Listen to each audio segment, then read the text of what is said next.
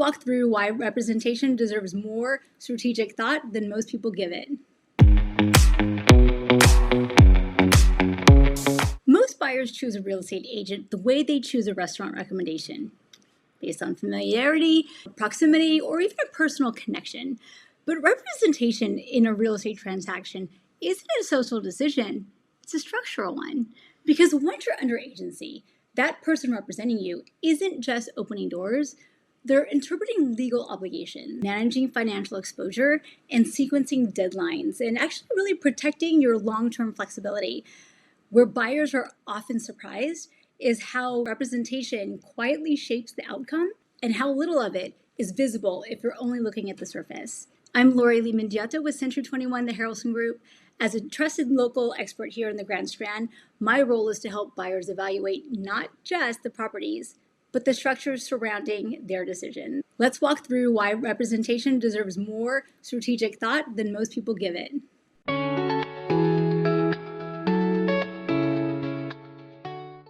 When you hire an agent, you're not hiring access. You're hiring fiduciary duty.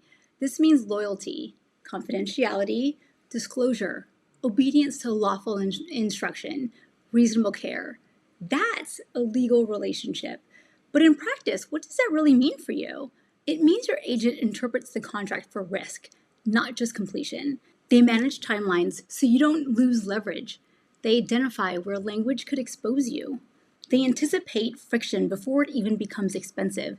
And in markets like the Grand Strand, that interpretation matters even more. HOA structures vary drastically from one community to the next, and insurance requirements shift depending on proximity to the water. And rental ordinance, it affects the resale value and exit flexibility. Condo rentability can impact your financing options without warning. These aren't aesthetic details, they're structural variables. And representation determines whether those variables are surfaced early or discovered way too late. Many buyers assume all agents provide the same service. Access to a home is largely standardized, okay, but interpretation is not. So we could have two agents, one that walk through the exact same property. One may focus on the layout, the upgrades, the view.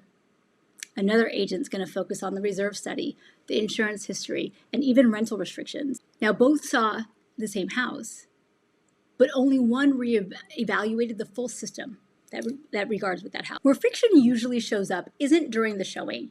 It shows up during the inspection negotiation, during appraisal response, during HOA document review, during amendment drafting. That's when representation stops being about personality and starts being about judgment. And judgment is not visible until it's actually tested.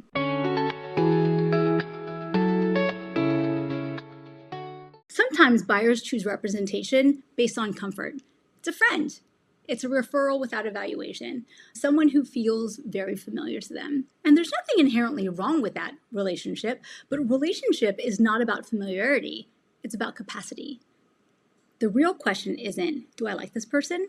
The real question should be, can they manage complexity? Do they understand contract sequencing? Are they proactive in due diligence? Do they know where issues tend to surface in this specific market? Now, in practice, friction usually shows up when representation is reactive instead of anticipatory. We've got weak repair negotiations, overlooked HOA provisions, unexamined insurance trade-offs. Representation shouldn't reduce mental strain, not adding it. Real estate isn't just emotional, it's legal, financial, structural. Strong representation protects time by sequencing decisions properly, avoiding unnecessary delays. It protects your capital by identifying exposure early before leverage actually disappears, and it really protects your flexibility by protecting your exit logic and resale potential. Where this usually becomes visible is when something doesn't go according to a plan. This comes up in appraisal. The appraisal comes back too low. Inspection findings require renegotiation. Title issues surface, and maybe the insurance quote shifts unexpectedly. The right representation doesn't eliminate complexity; it interprets it calmly. It adjusts strategically, and it protects margin.